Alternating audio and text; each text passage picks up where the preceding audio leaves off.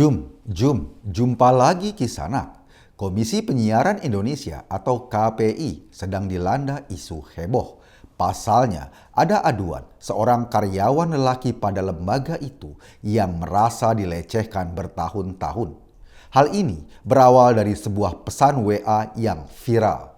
Karyawan tersebut, seorang lelaki berinisial MS, ia mengadukan nasibnya karena dirundung dan dilecehkan oleh 7 karyawan lelaki lainnya. Ini termasuk kategori lelaki lawan lelaki. Kisanak yang budiman, kasus pelecehan itu sudah terjadi sangat lama, bahkan kabarnya tindak pelecehan sampai-sampai anunya si korban dicoret-coret pakai spidol.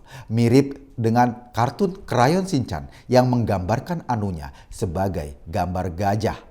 Mungkin saja Kisanak, aksi coret-coret anu ini merupakan teknik sensor ala KPI yang baru. Karena biasanya KPI memang selalu memblur gambar-gambar pada area sensitif. Kisanak yang budiman, memblur gambar area sensitif dilakukan KPI agar penonton tidak naik syahwatnya. Bahkan untuk pertandingan olahraga saja, gunting sensor KPI juga berlaku di layar televisi.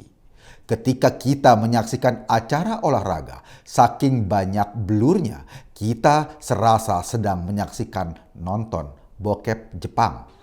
Kisanak. Kemampuan KPI menjaga moralitas dan syahwat penonton memang patut diancungi jempol. Bahkan, film kartun SpongeBob saja juga merasakan kejamnya sensor ala KPI ini. Buktinya Kisanak, tokoh Sandy, tupai berbikini teman baik SpongeBob juga terpaksa diblur gambarnya. Kita tahu alasannya, sebab menurut standar KPI, penonton Indonesia ini tergolong makhluk aneh. Mereka bisa terangsang birahinya apabila melihat tupai memakai bikini. Kisanak yang budiman, para penggemar SpongeBob kemudian khawatir dengan langkah itu. Mereka takut jika nantinya Sandy si tupai dipaksa harus menutup aurat ketika menyelam ke bikini bottom. Kisanak yang budiman, jika pakaian Sandy nanti tertutup rapat, akhirnya para penonton di Indonesia tidak bisa lagi membedakan antara tupai dan gadis Taliban. Merepotkan Kisanak. Kisanak yang budiman, terlepas dari gambar Sandy di layar televisi yang kena sensor KPI, sepertinya kasus pelecehan yang terjadi di kantor KPI merupakan refleksi bahwa lembaga ini lebih sibuk mengurus moral orang lain ketimbang membenahi masalah yang menimpa dirinya sendiri. Demi kerang ajaib Kisanak, kuluk. Sebagai masyarakat Indonesia yang haus sensor, kita berharap KPI mampu menyensor dirinya sendiri sebelum menyensor tayangan-tayangan di televisi. Jika KPI tidak menangani perkara itu dengan baik, sebaiknya KPI tidak usah lagi mensensor-sensor acara TV kita. Urus saja akhlakmu, urus saja moralmu, peraturan yang adil yang kami mau. Kisanak yang budiman, kita ikuti berita kedua. Jakarta baru-baru ini dihebohkan dengan perkembangan sebuah ajaran sesat. Hal itu bermula dari langkah Gubernur Jakarta yang mengajak makan malam para anggota DPRD dengan tujuan agar mereka semua tidak menggunakan hak interpelasinya atau hak bertanya sebagai anggota legislatif.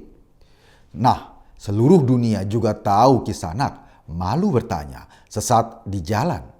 Jadi ketika Gubernur Jakarta berusaha keras agar DPRD tidak bertanya-tanya, itu artinya Gubernur Jakarta membiarkan semua anggota DPRD sesat di jalan. Inilah Kisanak yang akhirnya menjadi pangkal berkembangnya ajaran sesat di jalan-jalan Jakarta. Kisanak, Anies sekuat tenaga memang menutup peluang jika anggota DPRD mengajukan pertanyaan tentang Formula E. Mungkin jika akhirnya hak itu terlaksana, ia akan mengajukan syarat. Pertanyaan boleh saja asal bentuknya pilihan ganda. Jadi ia tidak perlu ngomong, tinggal mencontreng-contreng saja. Kisanak, jika pertanyaannya susah, Anies hanya perlu menghitung kancing. Cap cip cup terbang kuncup, kuda lari di atas genteng. Kisanak, oh Kisanak, memang agak mengherankan. Anggota DPRD yang sudah lama tinggal di Jakarta masih terus bertanya-tanya. Mereka mirip orang baru saja. Sebagai anggota DPRD, mereka mestinya lebih banyak makan biar tambah gendut.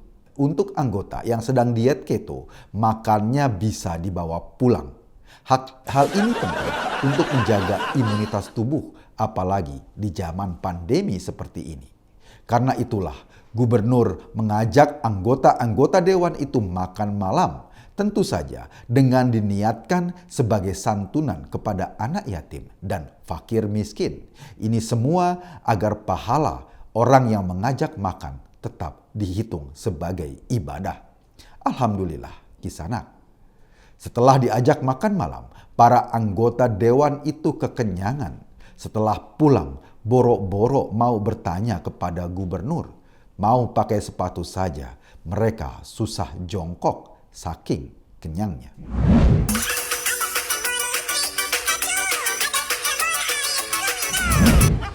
Anda sedang berada di channel paling update seangkasa raya. Gemesin aja dulu. Terima kasih.